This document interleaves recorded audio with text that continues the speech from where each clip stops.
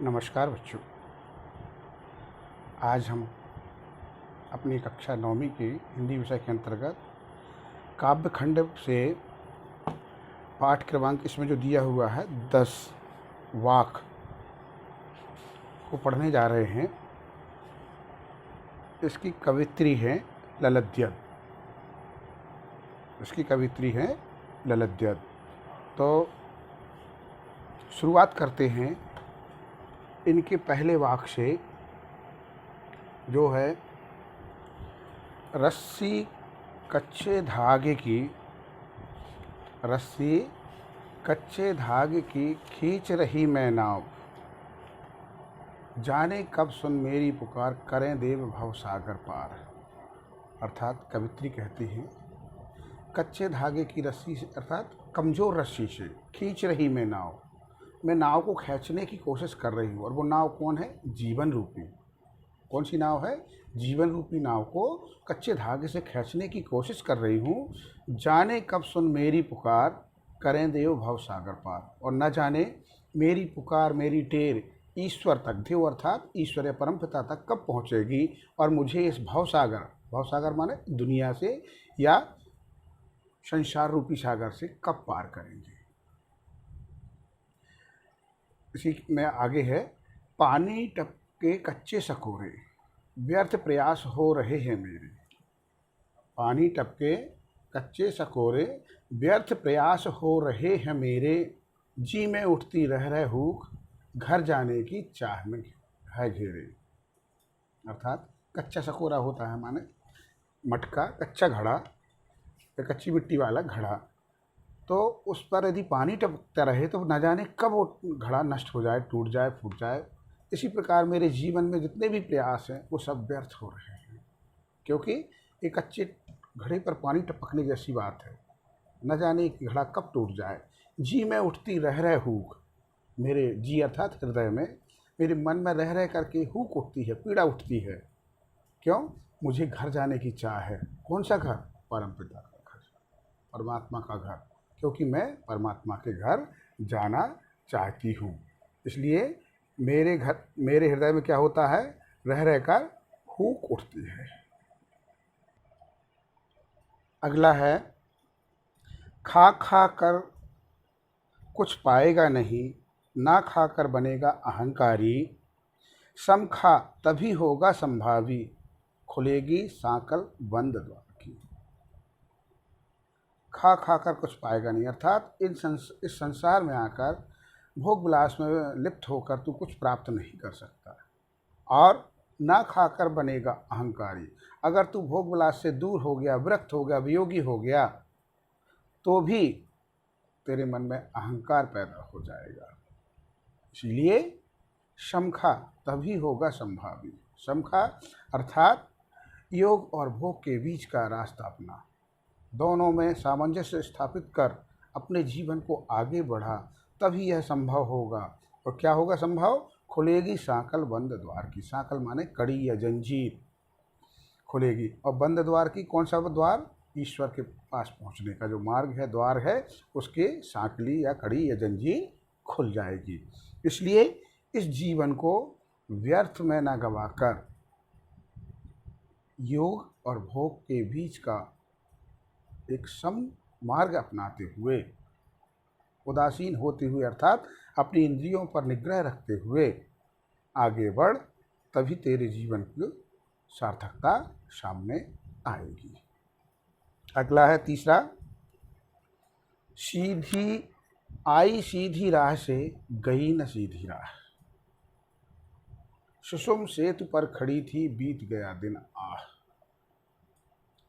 ये आत्मा के लिए कहा गया है। आई सीधी राह से, गई न सीधी राह, अर्थात इस संसार में आकर मैंने सद्मार्ग या सीधा मार्ग नहीं पकड़ा।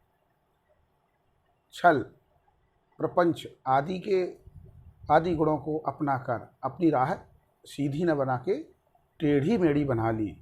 सुषुम सेतु पर खड़ी थी, बीत गया दिन आह। और ये सुषुम सेतु, सुषुम्ना नाड़ी होती है। नाड़ियाँ तीन, इंगला, पीड़ा और सुषुम्ना।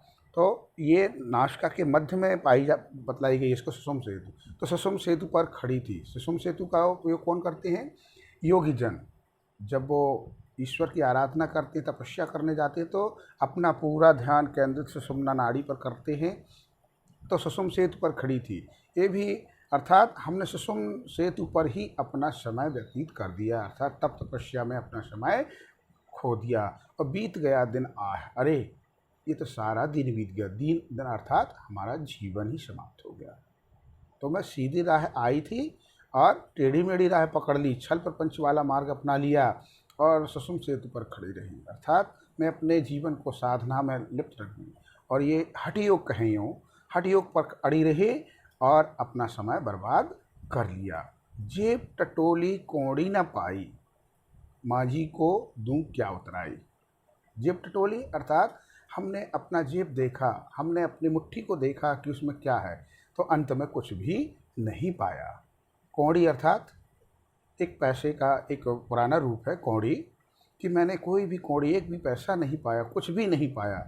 यहाँ पर कौड़ी या पैसे के लिए यदि कहें तो लाक्षणिक रूप में लिया गया है, अर्थात हमने कोई भी नेकियाँ अपने पास नहीं देखी, या हमारे पास कोई भी नेकी, कोई अच्छा काम नहीं था जो मैं माझी को दूं क्या उतराई। माझी माने होता है वैसे तो केवट होता है, लेकिन यहाँ माझी ईश्वर को कहा गया है जो हमें भवसागर से पार करते हैं। तो जब हम उनके पास पहुँचेंगे और उनको देने के लिए कुछ सोचेंगे तो मेरा अपने पास कुछ भी नहीं रहेगा, क्योंकि हमने कुछ अच्छा किया ही नहीं है। इसलिए हमें अपने जीवन को सार्थक बनाना है, कुछ ऐसा करना है जो हमारे दूसरे लोग में पहुंचने पर हमारे काम में आ जाए। चौथी है थल थल में बसता है शिव ही। चौथा वाक्य है जो उसमें कहा गया है थल थल में बसता है शिव ही, भेद न कर क्या हिंदू मुसलमान। अर्थात थल थल माने, थल माने होता है धरती, तो हर धरती में हर जगह जगह, थल थल का अर्थ है जगह जगह, पृथ्वी के हर जगह में बसता है कौन? शिव ही। शिव कहा गया है इधर ईश्वर, परमपिता को, परमेश्वर को, जो परम सत्ता परम शक्ति है। अब भले उसको हम अल्लाह कहें, ईश्वर कहें, गॉड कहें, कुछ भी कह सकते हैं। तो इसलिए कहा गया है कि थल थल या कण कण में या जगह जगह में बसता है वह परमात्मा। तो भेद न कर क्या हिंदू मुसलमान, इसलिए हम हिंदू हों या मुसलमान हों उसमें भेद नहीं करना चाहिए, क्योंकि वह शक्ति तो केवल एक ही है। ज्ञानी है तो स्वयं को जान।